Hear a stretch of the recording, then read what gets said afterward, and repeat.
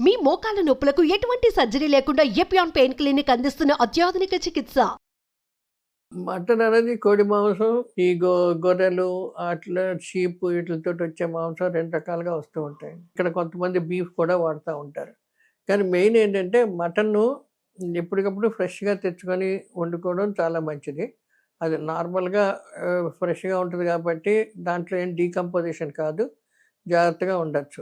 కానీ ఇవాళ రేపు ఏమైపోతుందంటే ఎళ్లి తెచ్చుకోవడం ఇయన్నీ కష్టమని చాలామంది ఏంటంటే లార్జ్ క్వాంటిటీస్ తెచ్చుకుంటున్నారు. కిలో, 2 కిలోలు తీసుకొని అవన్నీ చిన్న చిన్న ప్యాకెట్స్ కింద చేసి ఫ్రీజర్‌లో పెట్టి ఎప్పుడు కావాలితే అప్పుడు ఒక్కొక్కటి తీసి వండుతున్నారనమాట. అలా చేసింది కూడా కొంత మటుకు పర్వాలేదు. అంటే ఒక 15 రోజులు గానీ, ఒక 1 వీక్, 10 డేస్ మాక్సిమం 1 మంత్ అలా చేయొచ్చు. ఇండియాలో ఏమైపోద్ది మన టెంపరేచర్స్ కంట్రోల్ చాలా తక్కువ. అంటే మనకి ఇల్లంతా ఓపెన్ ఇల్లు. యూఎస్ అదర్ కంట్రీస్‌లో ఏంటంటే ఇల్లు కంట్రోల్డ్‌గా ఉంటది. టెంపరేచర్ టోటల్ ఇంటి టెంపరేచరే కంట్రోల్డ్‌గా ఉంటది. ప్లస్ ఇంకా ఫ్రిడ్జ్ అనేది కరెంట్ పోనే పోదు.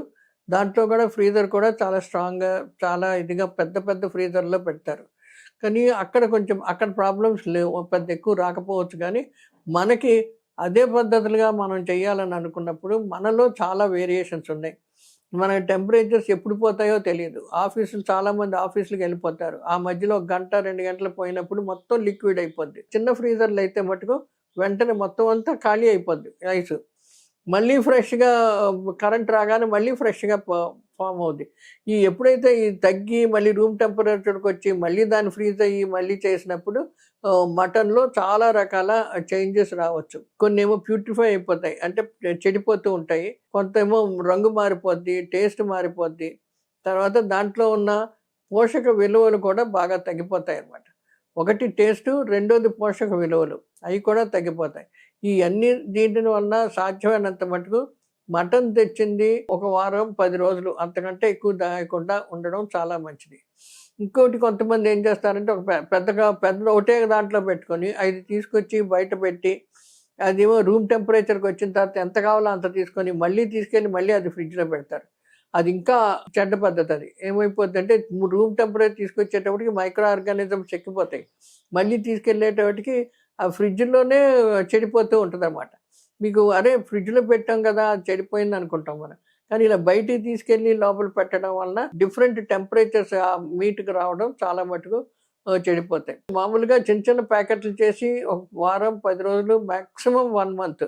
అది కూడా హైలీ కంట్రోల్డ్ టెంపరేచరు. ఇప్పుడు మన ఇంట్లో ఫ్రిడ్జ్‌లు చూసారా రెగ్యులర్‌గా ఫ్రిడ్జ్ డోర్ తీసి పెడుతుంటాం. అప్పుడు ఈవెన్ ఫ్రీజర్ కూడా దెబ్బతింటది. ఈ హోటల్స్‌లో అట్లా ఏంటంటే ఆ ఫ్రిడ్జ్ డోర్స్ సరిగ్గా తీయరు. అది హైలీ కంట్రోల్డ్ ఫ్రీజర్ టోటల్ ఫ్రీజర్‌గా ఉంటది కాబట్టి కొంచెం రోజులు ఎక్కువ ఉండొచ్చు. కానీ ఇక్కడ అలా కాదు. మనం తీస్తాం మళ్ళీ ఇదంతా డీప్ ఫ్రీజ్ కూడా ఒక్కోసారి తీస్తుంటాం. ఏం కావాలని తీస్తాం మళ్ళీ పెడతాం. ఎప్పుడైతే తీసి పెట్టేటప్పుడు టెంపరేచర్ డిఫరెన్సెస్ రావడంతోటే ఆటోమేటిక్‌గా చాలా చేంజెస్ వస్తాయి. ఈ చేంజెస్ ఏంటంటే ఒకటి ప్యూరిఫికేషన్ అంటే వాసన రావచ్చు. ఇంకోటి న్యూట్రిటివ్ వాల్యూ దాని యొక్క పోషక వాల్యూల్లో చాలా డిఫరెన్స్ వచ్చి చాలా మటుకు పాడైపోతాయి. ఆరోగ్యానికి కూడా మంచిది కాదు. అది ఎన్నో రకాల జబ్బులు రావచ్చు. తర్వాత ఏమో డైజెస్టివ్ ప్రాబ్లమ్స్ రావచ్చు. కొంతమందికేమో ఫుడ్ పాయిజనింగ్ అంటారు. అంటే ఇప్పుడు ఫుడ్ పాయిజనింగ్ వంట చేసేటప్పుడే కాదు. ఈ నిల్వలు కూడా సరిగ్గా చేయనప్పుడు అవి కూడా ఫుడ్ పాయిజనింగ్ అయిపోద్ది. ఎప్పుడైతే ఫుడ్ పాయిజనింగ్ అయిపోద్దో వాళ్ళకి వాంతులొచ్చి, విరేచనాలొచ్చి కొంతమంది ఆఖరికి లైఫ్ కూడా పోయే స్టేజ్ వరకు వస్తూ ఉంటారన్నమాట. ఎందుకని ఇక్కడ ఇలాంటి చోటనంతా మనం చాలా జాగ్రత్తగా ఆలోచించుకుంటూ ప్రికాషన్స్ తీసుకొని కరెక్ట్ టెంపరేచర్‌లో జాగ్రత్తగా కాపాడుకోవాలి. ఇంకోటి బయటికి తీసిన వెంటనే మనం ఎంత వండాలనుకుంటున్నామో అంతే బయటికి తీయాలి. వచ్చి సగం తీసి మళ్ళీ పెట్టి అలా చేయకూడదు. మళ్ళీ థాయింగ్ చేసి మళ్ళీ పెట్టినా కూడా చాలా మటుకు ప్రాబ్లమ్స్ వస్తూ ఉంటాయి. ఇప్పటి వరకు మీకు చెప్పింది ఏంటంటే రా మటన్ కానీ, బీఫ్ గురించి కానీ చెప్తున్నాను. కానీ ఇప్పుడు చాలామంది ఏం చేస్తారంటే రొయ్యలు, ఫిష్ అటువంటివి తెస్తారు. ఈ మటన్ దీనికంటాను ఈ ఫిష్, ప్రాన్స్ ఇవి చాలా ఎక్కువగా పాడైపోతాయి. తొందరగా పాడైపోతాయి. ఆటిని చాలా జాగ్రత్తగా ఉండి సాధ్యమైనంత మటుకు తీసుకొచ్చి ఎంత తీసుకొస్తామో మనకు కావాల్సింది అంతా వండుకొని పెట్టేయాలి. మాక్సిమం ఉంటే 4 రోజులు 5 రోజులు అవి ఉంచాలి. రొయ్యలన్నీ తలకాయలన్నీ తీసి శుభ్రంగా కడిగి పెట్టి ఫ్రిడ్జ్లో పెట్టి మళ్ళీ వచ్చినప్పుడు ఒలుచుకొని వండొచ్చు అనమాట. అలా కానీ అన్నీ ఒలిచేసి దానికి ఉప్పు కారం వేసి పెట్టి కొంతమంది మళ్ళీ అదే తీసుకొచ్చి మళ్ళీ ఏంటంటే చేసినప్పుడు మళ్ళీ నీళ్ళలో కడగకుండా డైరెక్ట్గా వండి కొంతమంది చేస్తారు. ఎందుకంటే మసాలాలు అన్నీ పెట్టాం అన్నీ పోతాయని చెప్పేసి పెడతారు. దానివల్ల ఏమిటంటే ఏదైతే మనం ఈ మసాలా పెడతామో అది డీకంపోజ్ అయిపోయి అది పాడైపోయి ఇటు మటన్ని పాడు చేస్తుంది. మటన్ కానీ రొయ్యలు కానీ అట్లని పాడు చేస్తాయి. చేస్తే విత్ స్కిన్ ఇప్పుడు రొయ్యలు ఉన్నాయనుకోండి అది తొక్కతో పాటు అది తలకాయలు తీసి శుభ్రం కడిగి అలాగే చేసి బయటికి తీసినప్పుడు ఒలిచేస్తే అది శుభ్రంగా ఉంటుంది, ఎక్కువ రోజులు ఉంటాయి. అదే రకంగా చేప కూడాను శుభ్రంగా కడిగేసిన తర్వాత కోసి ముక్కల కింద కోసి శుభ్రం కడిగి అవి పెట్టుకోవాలి. ఇవన్నీ ఏంటంటే చాలా తక్కువ కాలం, వారం రోజుల కంటే ఎక్కువ ఉండటం మంచిది కాదు. చాలామంది ఉంచుకుంటారు డీప్ ఫ్రీజర్లు, కానీ మనకి ఇక్కడ ఫ్రీజర్లు ఏంటంటే కాన్స్టెంట్గా ఏదో పని కోసం ఆ ఫ్రీజర్ తీసి వాడుతూనే ఉంటాం. దానివల్ల ఆ ఫ్రీజర్ టెంపరేచర్ చాలా ఫ్లక్చువేట్ అయిపోయి అందులో ఎప్పుడైతే ఇది వెళ్ళిందో మైక్రో ఆర్గానిజమ్స్ రావచ్చు, చేయొచ్చు, వెంటనే ఇదవ్వచ్చు. మనం ఫ్రిడ్జ్లో పెట్టి కూడా పాడైపోయింది అనుకుంటాం. ఎందుకంటే చాలాసార్లు తీసి పెట్టడం వలన వస్తూ ఉంటుంది. ఇవన్నీ జాగ్రత్తగా చూసుకోవాలి. ఇంకా చాలామంది ఏం చేస్తారంటే ఒక్కసారి వండేస్తారు, వండుకొని ఆ వండిని అన్నీ చేసుకొని ఫ్రిడ్జ్లో పెడదాం అనుకుంటారు. ఒకటి ఫ్రిడ్జ్లో పెడతారు, కొన్ని కూరలు కొన్ని ఇవన్నీ అన్ని ప్యాక్ చేసేసి నెల రోజుల వరకు ఉంటాయని చెప్పి ఫ్రీజర్లో పెట్టిన ఒకేషన్స్ చాలా ఉన్నాయి. అలా ఉన్నప్పుడు న్యూట్రిటివ్ వాల్యూ మటుకు చాలా మటుకు పాడైపోద్ది. పోషక విలువలు ఏదైతే ఉన్నాయో వైటమిన్స్, ప్రోటీన్స్ ఇవన్నీ ఏవైతే ఉన్నాయో అందులో చాలా మటుకు ఇదైపోతాయి. మనకు ఆరోగ్యానికి అది ఉత్తిన మసల్లాగా వస్తుంది, ఆ ఫైబర్ దొరుకుద్ది, ప్రోటీన్స్ పాడవపోవచ్చు, కానీ వైటమిన్స్ మిగతా అన్ని రకాల వైటమిన్స్ పూర్తిగా పోతాయి.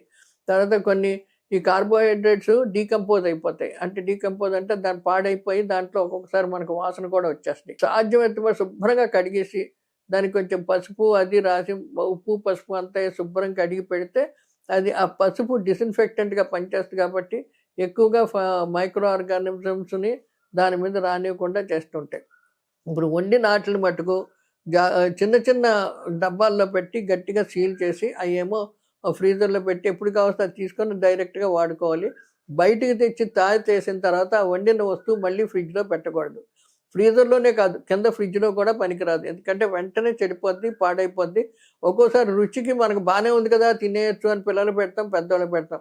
ఇదంతా ఏంటంటే డయేరియా కానీ లేకపోతే వాంతులు కానీ ఇప్పుడు చూడండి చాలా మటుకు హాస్టల్స్లో ఫుడ్ పాయిజనింగ్ అంటారు. ఇక్కడేమో వాళ్ళకి వాంతులు వచ్చినాయి అంటారు. అలాగే ఇంట్లో జరుగుతున్నాయి, ఇంట్లో కూడా మనం ఎక్కువగా ఏదో మందులు చేస్తుంటాం. ఇలాంటి ఈ స్టోరేజ్ ఫెసిలిటీస్ మటుకు చాలా జాగ్రత్తగా ఉండాలి. ఫుడ్ సేఫ్టీ అనేది చాలా ఇంపార్టెంట్. వీళ్ళు ఏం చేస్తారంటే మనకి పెద్ద పెద్ద వీటిలో అంటే ఫుడ్ సేఫ్టీ వాళ్ళు వచ్చి టెస్ట్ చేసి అది తినడానికి సరిపడిగా ఉందా లేదా అన్ని టెస్ట్ చేసి హాస్టల్స్లో వాటిల్లో చాలా మటుకు పెట్టిస్తారు. కానీ మనకి ఇళ్లల్లో మనమే ఫుడ్ సేఫ్టీ ఆఫీసర్లు. మనం జాగ్రత్తగా చూసుకొని అది పనికి వస్తుందా, అది తినగచ్చా, పిల్లలకు పెట్టచ్చా, చేయొచ్చా అన్నది ఇవన్నీ ఆలోచించుకొని చూసుకొని పెట్టాలి. లేకపోతే డయేరియా రావచ్చు, వాంతులు రావచ్చు, లేకపోతే కళ్ళు తిరిగినట్లు చేసిన రకరకాలుగా మనం తెలియదు ఏ రకంగా ఎలాంటి ఇదవుతుందో తెలియదు. ఇంకొకటి ఇది హెల్త్ పరంగా న్యూట్రిటివ్ వాల్యూ పోషక విలువలు ముఖ్యంగా ఏంటంటే మాంసకృతులు ఏదైతే ప్రోటీన్స్ ఏదైతే ఉన్నాయో అది ఎక్కువగా పాడవు. కానీ అది కూడా ఏంటంటే ఒంటికి సరిపడగా లేకుండా అవి చెడిపోతాయి, అది డీకంపోజ్ అయిపోయి చెడిపోతాయి, కానీ అవి పాడవు. వైటమిన్స్ ఏదైతే ఉన్నాయో వైటమిన్స్ అన్నీ నశించిపోతాయి, మనకేమీ రావు. అందులో ఫ్రీజ్ చేసిన ఫుడ్లో వైటమిన్స్ చాలా తక్కువ మన శరీరానికి లభిస్తూ ఉంటుంది. మినరల్స్ అంటే ఇప్పుడు ఖనిజ లవణాల్లోనూ కొన్ని ఇనుము, కాల్షియం అటువంటివి ఉండొచ్చు, కానీ మిగతా కొన్ని ఖనిజ లవణాలు అన్నీ కరిగిపోవడం లేకపోతే పాడైపోవడం అయిపోతాయి. ఇప్పుడు వైటమిన్స్లో 2 రకాలు ఉంటాయి, నీటిలో కరిగే విటమిన్లు, కొవ్వులో కరిగే విటమిన్లు. ఏదని కడగడంలోనే సగం నీటిలో కరిగే విటమిన్లు అయితే అన్నీ పాడైపోతాయి. మళ్ళీ మీరు ఫ్రీజ్ చేసినప్పుడు ఆ టెంపరేచర్కి ఉండలేక అది కూడా పాడైపోతూ ఉంటాయి అన్నమాట. ఈ జాగ్రత్తలు జాగ్రత్తగా తీసుకోవాలి. ఒకటి ఫ్రీజర్ టెంపరేచర్ జాగ్రత్తగా కాపాడుకొని కరెక్ట్గా ఉందా లేదా చూడాలి. ప్యాకింగ్ సరిగ్గా ఉందా, కరెక్ట్గా ప్యాక్ చేసామా చేయాలి.